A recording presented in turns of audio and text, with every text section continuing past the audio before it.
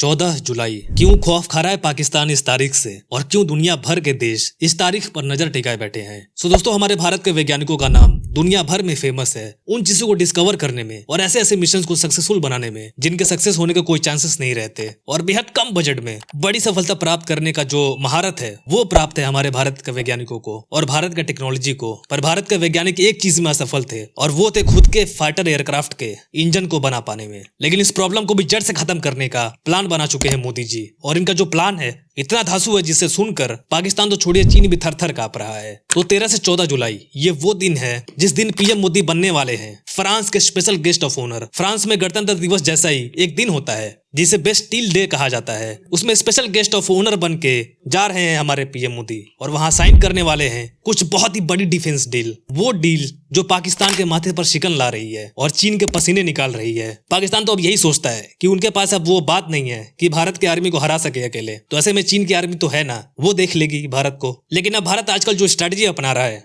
उसे चीन पाकिस्तान तो छोड़िए पूरी दुनिया में भारत के चर्चे हो रहे हैं। जी हाँ दोस्तों, भारत अपनी स्ट्रेटजी चाइना को ध्यान में रखकर डेवलप कर रहा है। भारत अपने ही देश में चीजों को बनाना चाहता है, अपने डिफेंस इंडस्ट्रीज को जितना जल्दी हो सके उतना जल्दी ग्रो करना चाहता है, और अब जो फाइटर जेट्स होते हैं उनके सबसे अहम हिस्से को यानी उनके इंजन को अपने ही देश में डेवलप करना चाहता है। क्योंकि इंजन की टेक्नोलॉजी भारत के पास नहीं थी, इसलिए अभी तक कर नहीं पाए। लेकिन फ्रांस में भी जब जाएंगे पीएम मोदी तो एक बहुत बड़ी डील करने वाले हैं फ्रांस के साथ, और ये डील होगा फुल टेक्नोलॉजी ट्रांसफर का। जी हाँ दोस्तों, AMCA advanced medium combat aircraft, Bharat का पहला 5th generation stealth technology aircraft, इसके इंजन बनाने की टेक्नोलॉजी फ्रांस देने वाला है भारत को। और इसके बाद भारत के वैज्ञानिक एक बार देख लेंगे इस टेक्नोलॉजी को तो फिर वो आगे चलकर इससे भी एडवांस फाइटर जेट्स बना सकते हैं। ये हमने कई केसेस में देखा है। अब बात यहाँ आती है कौन कौन सी ऐसी डील होने वाली है जिसके चलते पाकिस्तान और चाइना दोनों परेशान है। तो गौर से सुनिए, भारत एक अलग लेवल पर आत्मनिर्भर बनने वाला है। भारत धीरे धीरे अपने आप को मैन्युफैक्चरिंग हब तो बना ही रहा है, लेकिन डिफेंस इंडस्ट्री में भी ज्यादा पावरफुल बन रहा है। दोस्तों, भारत आने वाले टाइम में हथियारों की बहुत बड़ी इंडस्ट्रीज बनने वाला है, हथियारों का बहुत बड़ा मैन्युफैक्चर बनने वाला है, जिसके लिए कदम पहले ही उठाए जा चुके हैं। और रशिया के साथ जो हमारे नजदीकियां थी उसके चलते नतीजा ये निकला कि भारत ने अपने नासिक वाले प्लांट में सुखोई मिग या कोई भी विमान हो उसका मेंटेनेंस रिपेयर ऑपरेशन स्टेशन के रूप में इस प्लांट को डेवलप करना शुरू कर दिया है रूस की मदद से।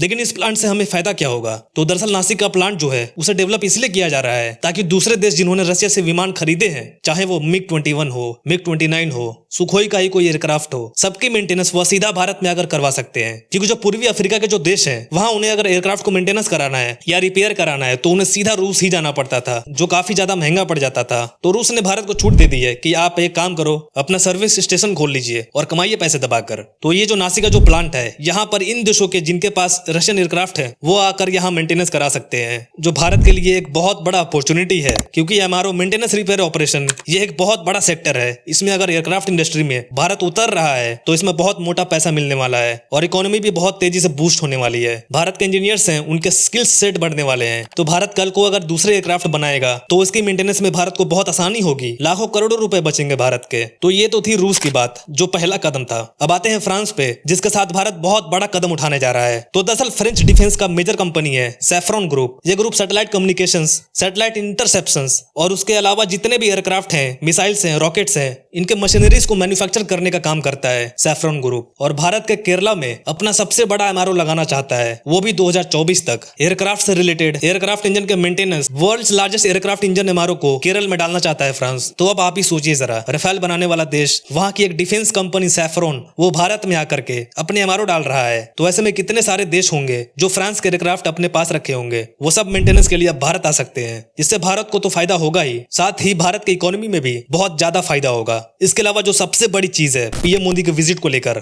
जिससे थर थर कांप रहा है चाइना और पाकिस्तान, वो है भारत राफेल का मैरीटाइम वर्जन खरीदने वाला है। 26 राफेल मैरीटाइम लड़ाकू विमान खरीदने वाला है। ये सभी राफेल हमारे आईएनएस विक्रांत के लिए होंगे। आपको बता दें, राफेल का मैरीटाइम वर्जन स्पेशली नेवी के लिए बनाया गया है और हमारे इंडियन नेवी के लिए, आईएनएस विक्रांत के लिए ये सबसे बेस्ट एयरक्राफ्ट है। तो दोस्तों, आशा करते हैं इस वीडियो से आपको कुछ नया जानने को मिला होगा, और ये वीडियो आपको पसंद आई हो तो कृपया करके इसे जितना हो सके शेयर जरूर करें। जल्दी मिलते हैं अगली वीडियो में। इस वीडियो में अंत तक बने रहने के लिए दिल से धन्यवाद।